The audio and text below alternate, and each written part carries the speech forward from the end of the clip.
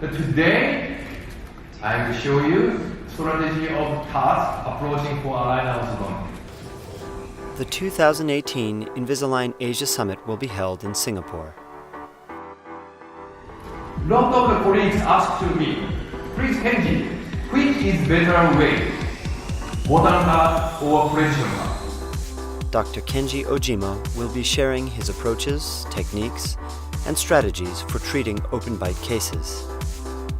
It is widely accepted that aligners are effective for moving teeth in an anterior extrusion-only approach to simple open bite treatments. This presentation, however, will include such challenging cases as open bite with molar intrusion. My answer is all the time, think about biomechanics.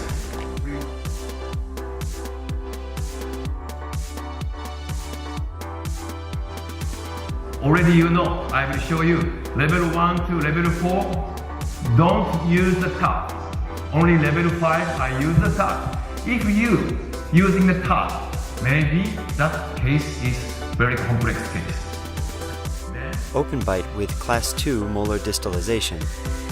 Open bite with Class 3 molar distalization using TADS. And skeletal Class 3 open bite.